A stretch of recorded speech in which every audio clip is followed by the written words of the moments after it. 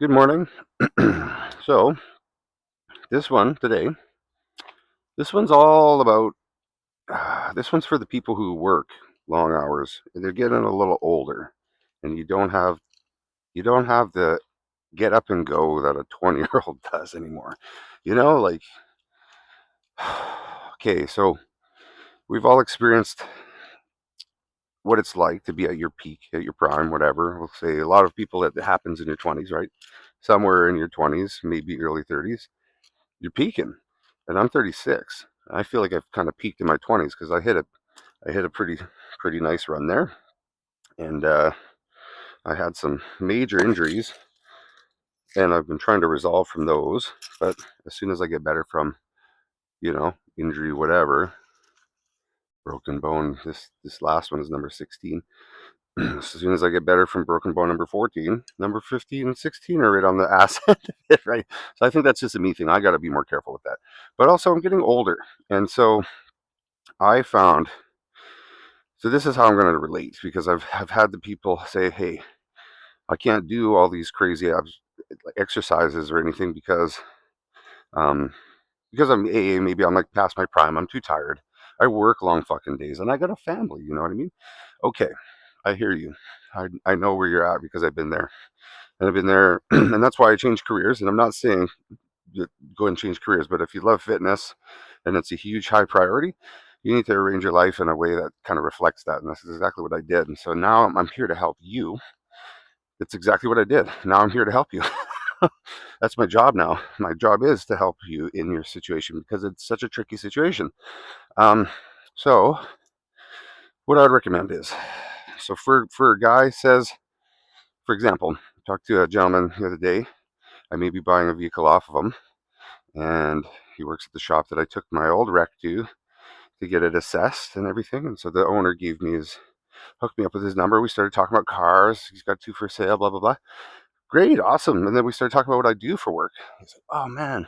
And then we got into the issues, whatever the issues are. Perfect. Not perfect that you've got issues, but perfect that I can help you. I'm here for you. So anyway, your knees are shot. It's been 5 years, no gym, in a low point physically. You're in pain on the daily, and you're just maintaining what you can in order to get your job done. I understand that. I've been there again. I've been there more times than I like to remember. Um, so for a case like that, right, I would say if you haven't had any like proper diagnostics, like a proper look at it, I got to see what is wrong with the knee. Is it like an old injury that's keeping you back? Is it degenerative osteoarthritis? Because if it's degenerative osteoarthritis, I'll be honest, there's not a ton that you can do, but I did want to say there's ways to manage the osteoarthritis, right? So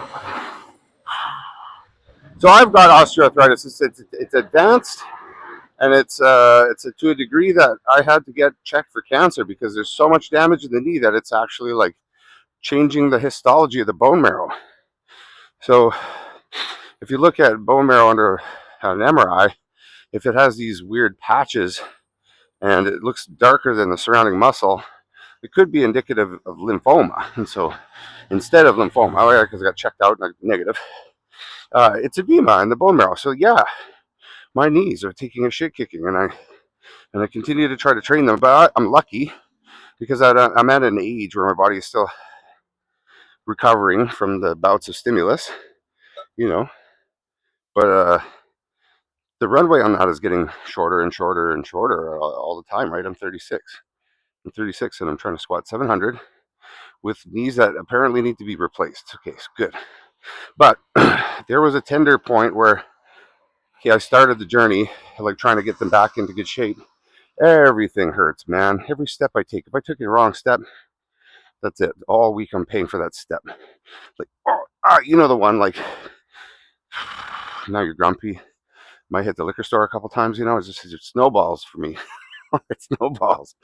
But anyways, okay, let's talk about what you can do.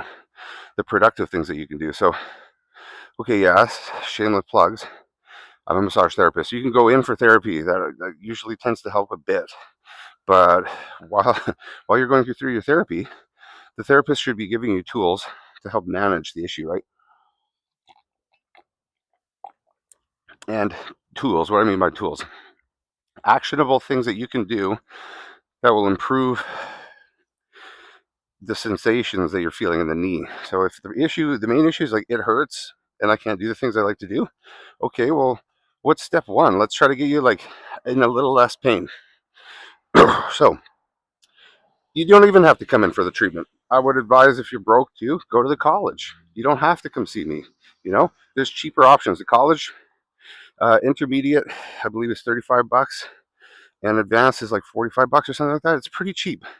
So if it's pretty simple, you just need your quads kind of released or whatever, go to the college. So I highly recommend it. It's cheaper. You can get 3 of those sessions for the price of one of mine, and that can bring your frequency up a whole lot, right? So that's a big thing, right? So I'm trying to put myself out of a job right there. Step one, go see the students. If you need a complex assessment with a detailed chart, yeah, go in to see a professional. They should be able to do you up a nice chart. You should be able to get a copy of that chart and take it to whoever you want. Any medical professional, a doctor, another therapist, whatever. So that's a good step. It doesn't have to be the first step, but it's a good step. Another thing you can do, right, is really simple. It's heat with like cooling showers after the heat, with a little bit of stretching and a little bit of like challenging the joint. And what the fuck do I mean by challenging the joint? Well, I've got a video on my work YouTube. I'm locked out right now. I forget my password. It's been a while since I posted there. Um, but there's a tool I really like to use called the TRX, and I use it to take some of my body weight off as I'm doing my knee mobility, because I do knee mobility very regularly. I make sure I'm able to get into a full crouch position no matter how bad they hurt, and I'm able to get out of it eventually without using any supports within the day. But I usually start supported because they're achy, they're cold, they're dry. The synovial fluid has not yet started to flow. I haven't really, that's what the walk is today. I'm trying to get back into my 10-minute walks too. My cardio has gotten so bad. And that's a thing I have to address, right? So this is another thing that you can do, is bring up your weakest point. So, okay, say if you want to strengthen the knee, a great place again to start is just gentle mobility. So you know how the Japanese sit for tea with their ankle kind of under them, politely. I don't know how else to say it. You sit with your feet folded underneath you, with your knees completely bent.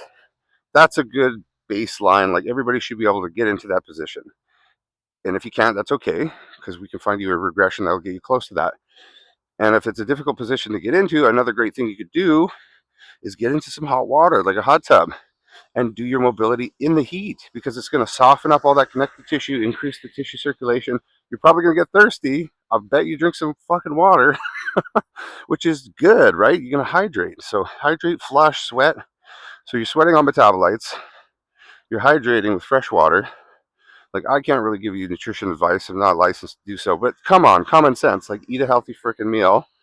Make sure you're getting enough sleep.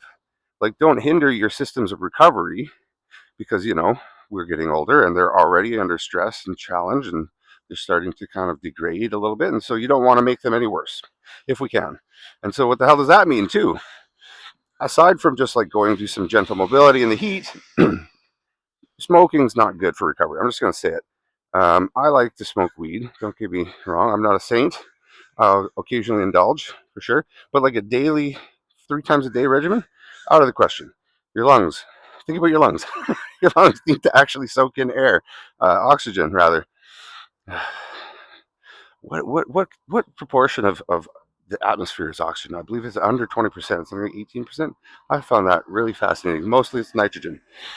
Anyway, so yeah, so you got to be getting enough oxygen. So if you're a smoker, consider your options. Like, you could keep smoking, but it's not going to be good for recovery in the long term. And also, like, let's just do a cost benefit analysis. How much is it costing you? What are you getting out of it? And if if it's worth it to you after your assessment, well, do your thing, I guess. Same for everything. Same for everything. Everybody's got their life to live. Okay, so there's the mobility thing, light exercise. Another one of my favorites is foam rolling, right, for the quads. Because with a tight, painful joint, inevitably, you're going to have muscles around the joint that are also pissed off. It's just how they go. So the muscles around the joint will get all fucked up, crampy, pissed off, and they need to be addressed, right? And again, if you can do this on your own, It's going to save you the most time. It's going to save you the most money. It's not going to be the deepest, most satisfying release, because it is nice to just lay there and let somebody like tear the fucking knots out of you, right? It's really, uh, when it hurts so good. Everybody knows that feeling. I feel like I didn't really need explanation. It hurts so good. I love those massages where it feels like they're doing surgery on me without a scalpel. Okay, so there's some basic shit. Okay, and if you get past the hurdle of like, okay, we've gotten all our basics covered, we've done everything we can up to that point. Okay, now what do you do? Well, you just gotta try to make it a regular part of your routine, I suppose, because like the problem's never gonna go away. It doesn't get better. It doesn't get better. I mean, your level of ability and your level of tissue preparedness, resilience, that will get better. But I mean, what I'm saying is the fucking clock doesn't stop ticking, You're going to get older, and your systems of recovery are going to continue to, unfortunately, they don't get better as you get older. They go the other way. So you have to be a little bit more mindful.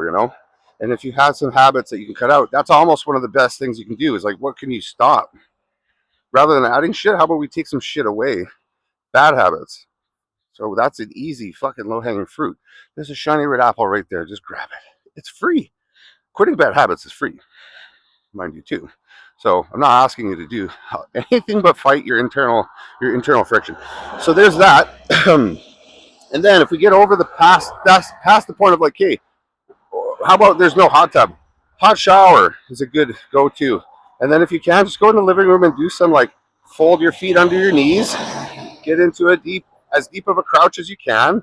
Use objects to support yourself, like the couch, like the chair, like the coffee table, to support yourself on the way down. Do whatever you need to do. I like to put a band up high, a big fat band, and then allow it to stretch as I crouch into it. So it's taking stress off the knees as I get into the bottom position. I did that for a long time. Holy fuck. Because my knees were like glass. They couldn't take shit. And over time, it got better and better. And another thing I found too is with this rehab exercise, like I did the Ben Patrick thing, I did the knees over toes thing, I did it for like 2 years. I didn't get anywhere with it. You know what I think was the problem? It just wasn't what I needed.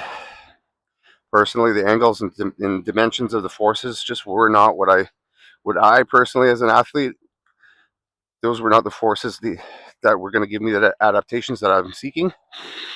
But also the frequency was way too high.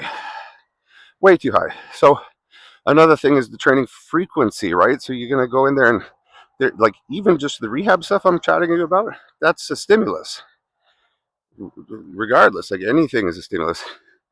You know what I mean? Food is a type of stimulus. Just walking is a type of stimulus.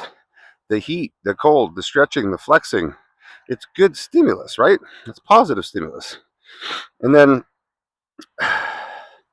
you need a break from the stimulus. But I understand you got a job to do, right? So there's a fine balance there. And so now where the conversation starts to get kind of complicated is that if you got this in any joint, and I've broken my spine as well, and now I've dislocated my left shoulder twice. Just in my left arm, I've had 6 broken bones. And so that happened over 2 separate occasions, but 2 surgeries on my elbow. Like, it's like they fucking broke it again when they went in there and reattached radius and ulna and everything. 3 broken carpals, broken radius ulna, broken humeral head. That's 6. And it's coming back. It's slow, right? And I've lost external rotation, so I can't get behind the bar, but I'm working on it. And also, it's lax and tight. It's a very strange situation. And I've also lost some internal rotation, and then I have almost like a permanent long-headed biceps tendonitis. But I'm working through it. I'm doing everything I can. I'll go in there, I'll piss it off. Same thing with the knees. I'll go in there, I'll choose the positions and the angles that actually feel the worst. This is on purpose. And the reason I choose the positions and angles that feel the worst is because those are going to be your most fragile moments, right? The most fragile positions that you can enter. And you want to be able to get in and out of those without the risk of falling apart, because that's going to cost you, well, could cost you your whole job, which is your livelihood, and which is how you survive. So for your survival, I would highly recommend you go into your most vulnerable explore your most vulnerable positions, and then try to find a way in and out of them. It's not going to feel good right at the beginning. I'm telling you, it's not sexy. But if you go there over and over, and I don't mean like every single day, I just mean like every second, third day. Like I'll do 3 days a week with my shoulder, and I think that's plenty. And I go pretty hard. I'll do all the angles I know about.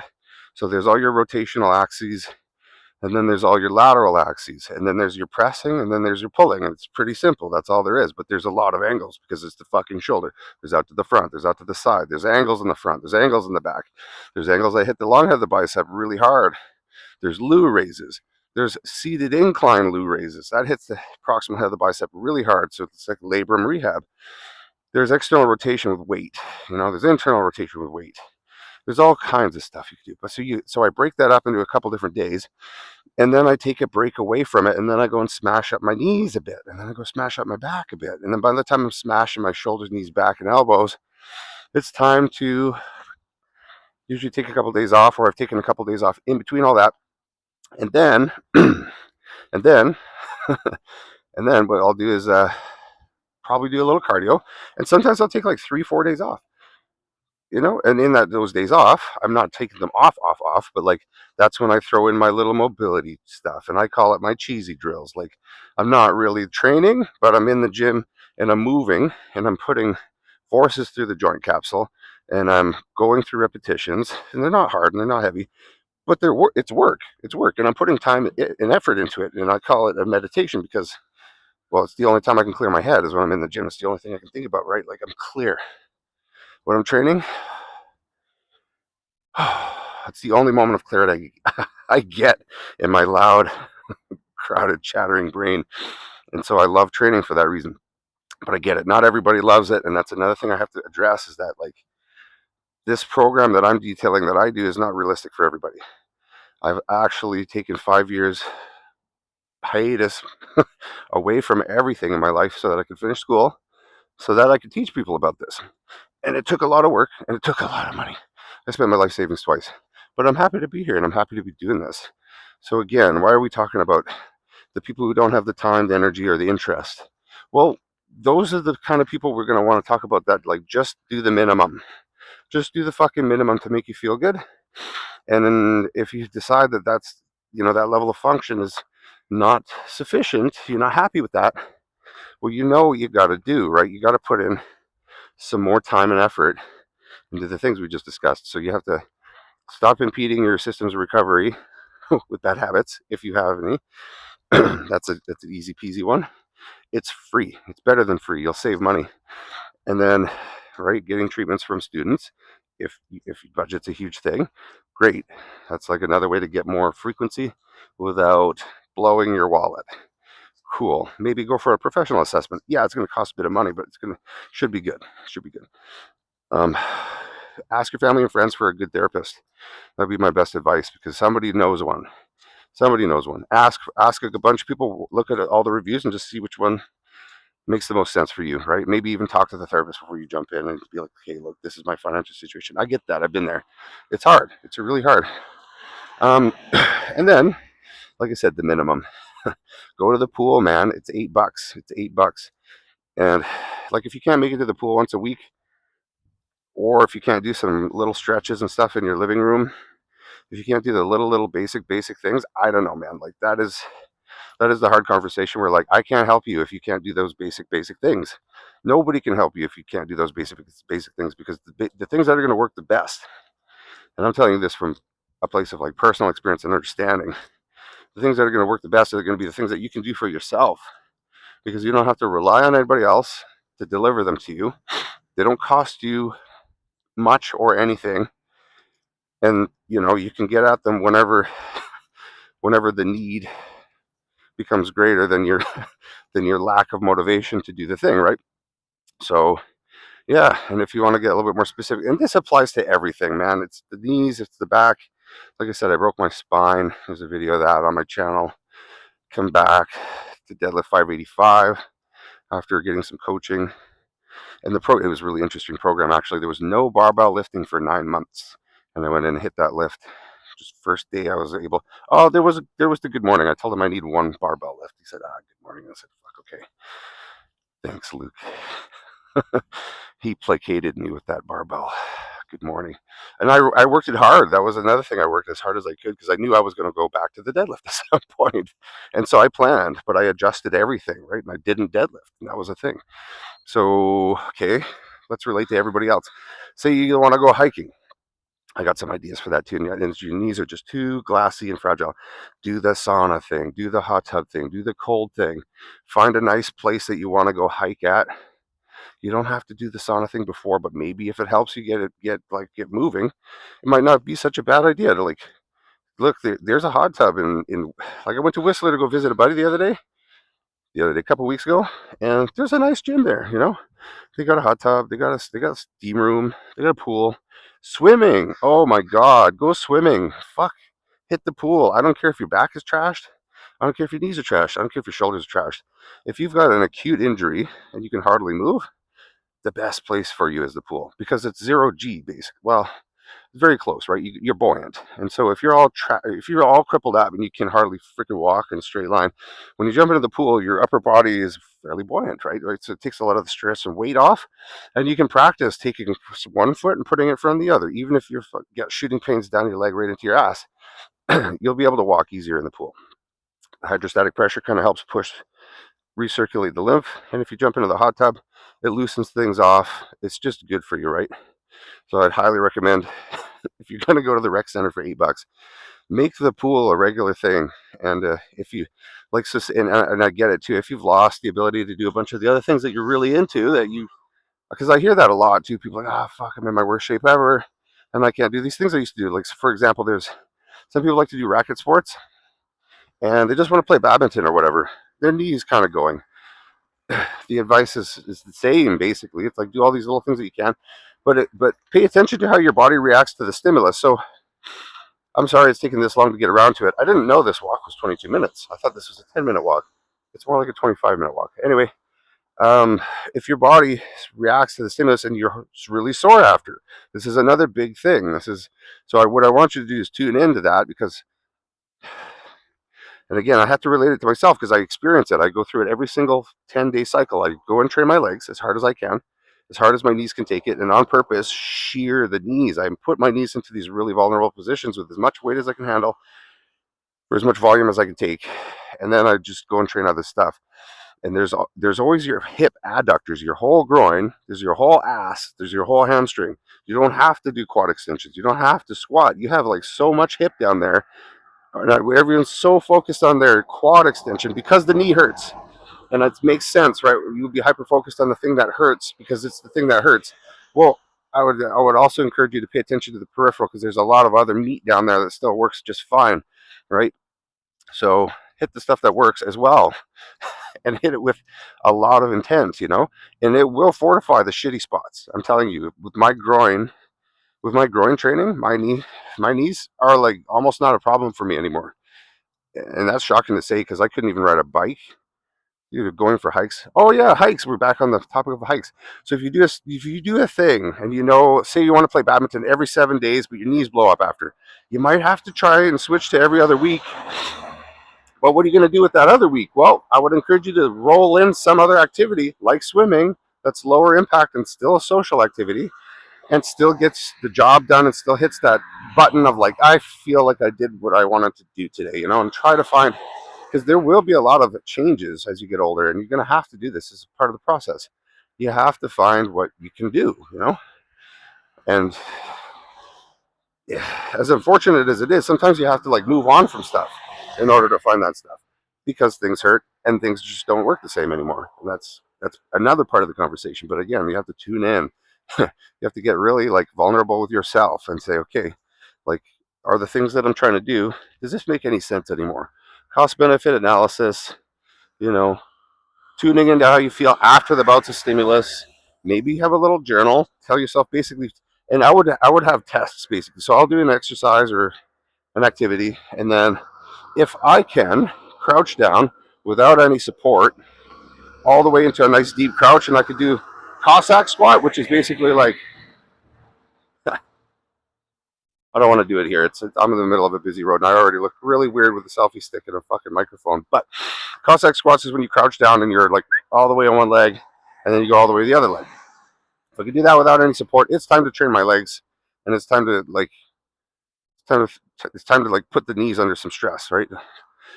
So that's a barometer for me. I like to feel that out. Same thing with the back, and I'd caution you too if you know you got work, keep that level of stimulus to a level that you can function at your job at. So that's a difficult balance, but I'm telling you, sometimes it takes time. It's taken me almost a decade to get over this back injury. I think I think I broke my. I'm sorry, it was 2018. I broke my spine, and it was like New Year basically. It was Boxing Day, so it was like New Year's coming up. So it was like 2019 basically. So it's 7, 8 years, but I'm finally hitting numbers that are just above what I snapped my spine on, and it took that took a long time. Same thing with the knee. This knee problem has been around for 12 plus years. I just spent $3,000 to go get it looked at while I was on the rigs last winter, and it almost ended. I only wanted to do that job for a season, but it almost ended that career prematurely because it was such a problem. I could hardly fucking do anything. I had a Baker cyst with 50 mils of fluid in it, and I had to remove it myself in a hotel room. But that's a story for another time. Um, like it was bad. It was bad. I've been there, man. I've been there, and I had to just keep doing my job because if I told them I had to go to the doctor for a bum knee, they would have been like, "Hey, I think we need a new roughneck. Let's get a new one." There's lots of roughnecks out there, so let's just get a new one. There's all these headrights, and they're all in great shape. Man, those headrights, they're impressive workers. Not gonna lie, hats off. You guys, you guys work like animals. Mm, but yeah, so what have we not gone over yet? Yeah, changing expectations. So you have to change your expectations with your physiology. If it takes you long to recover, if there's things that are wearing out, if there's things, you know what I mean. I'd encourage you to find other movements that you can still do that get what you want to get done. And if the goal is hyper specific, such as mine, like I was told, no, no chance you're going to deadlift heavy again. Here I am deadlifting heavy again. No chance you're going to be able to squat 700. I'm pretty well, like just over halfway there. Like I squatted 200 on one leg for 10 the other day. That to me says I should be able to get underneath 400 pounds and bang it out for 10. It's on the horizon, anyways. It's in the realm of possibility. And if I can squat 400 for 10, I'm fucking pretty close to my previous of 6. But I got to get the knees in a condition where they can handle. That's going to be the limiting factor, right? So, and I've adjusted my stance. I've worn supportive equipment. Supportive equipment takes stress off the knees, redistribute forces, and the equipment's not cheap. Like that set of tights is over 250 US dollars, but they fucking work. They're for skiers, and so when you sit down into them, it takes stress off the quads. Also, when you put on knee sleeves, what happens when you go into a deep crouch with like SPDs on is they pile up at the back of the knee. And so what that does is it pushes the tibia forwards. This is like a pseudo joint mobilization. Anterior force on the tibia while you're going through knee flexion basically helps glide. So it helps the tibia roll nicely through that the femoral condyle, roll nicely through the tibial plateau. That feels really slick and silky and gravy for me, right? So I'll throw that in there in the mix, right? So, there's varying degrees, and then I'll take all the equipment out sometimes, and I'll just train like no assistive gear. And so I'll rotate through a bunch of different assemblies of forces and then periodize it in that way, right? So it's kind of this like ramp it up peak.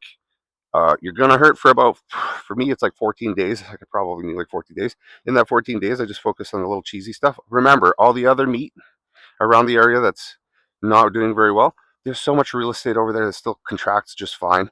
It's just the one spot hurts, right? So just, you know, use use your use your intuition to kind of like find the good spots and then engage with them, right? And do that meaningfully, regularly. And if your capacity is limited, just do what you could do.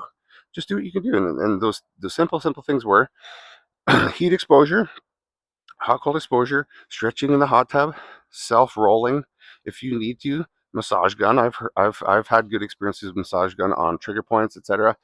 Um, mobility, like do your mobility, and if the mobility is like uncomfortable and stiff, I really encourage you to jump into some heat, like a sauna or something, and just do what you can. And I'm telling you, you will feel better after, if not only for a short period of time, at least for a short period of time. And it's not going to cost you much, and it's building of good habits. And that's pretty much all I've got. Like I can't give you any advice on like drugs or drugs or nutrition. That's a doctor. That's a doctor thing. I personally do not take NSAIDs. Like I don't take ibuprofen. I don't take anything like that. Like I don't find it works. I really don't find it does anything for me at all. It's a band-aid solution. It's great for like when the swelling is so bad that it's pushing on nerves and it's acute. That would be like the only case in which I would take like an extra strength Advil or something like that. But really, there's no point. It just that pain is not that pain is not going to go away. And so this is another difficult part of the conversation is like getting intimate with that pain. You're gonna have to like there is gonna be some pain involved, which is part of the game. But that level, the threshold of pain that you kind of want to stay inside of the pocket is about a 4 out of 10. And then the next day, you don't want to be so blown out that you can't walk around. And I know I give myself like almost 2 weeks, sometimes between bouts of stimulus, but that's what it takes for me. And I'm lucky because I don't I don't have a job that's like drywall anymore. But I used to just, oh my god, I used to train so hard and then go in and drywall and like just let the work limber me up, and it was torture. I'm so glad I don't have a labor job like that anymore. But I hope this helps. I feel like I'm starting to go in circles, but it's simple: heat, stretching, mobility, cool showers, repeated bouts. And if I had to have specific specific recommendations, something like 10 to 15 minutes in the heat, something like 3 to 4 minutes in the cool, something like 2 to 3 rounds of that as a minimum. And highly encourage you to check out the fitness center if you're going to be there anyways, and or do a couple laps. Oh my god, do a couple laps. It's going to be great. It might be challenging, it might be not, but just start. That way you get a little bit of cardio, you get a little bit of heat, you get a little bit of mobility, and then say if you go to the rec center and then you actually do your like you go to the stretch mats and you do a little bit of stretching, whatever, stretch out your groins, stretch out your glutes, stretch out your quads, stretch out your hamstrings, do a little bit of nerve flossing.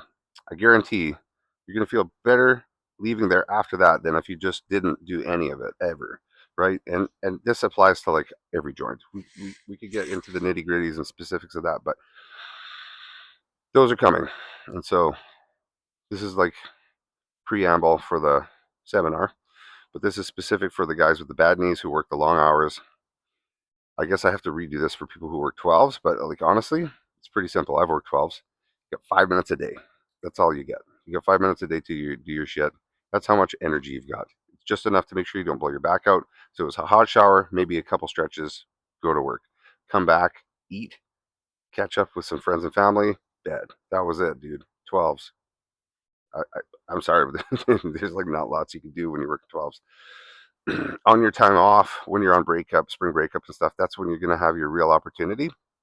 But a lot of guys, they got shit to do and they got plans on spring breakup or when they have a big gap in their work. And like rehab is not top of the list. But look, just remember, if you don't make it a priority now, something will make it basically force you to make it a priority later. So keep that in mind. And that goes with everything basically in life. So think about your habits. I'm trying to pay more attention to my diet and my cardio right now. That's a thing. So anyway, that's all I got. That's a lot. Sorry guys. I hope it hits for some.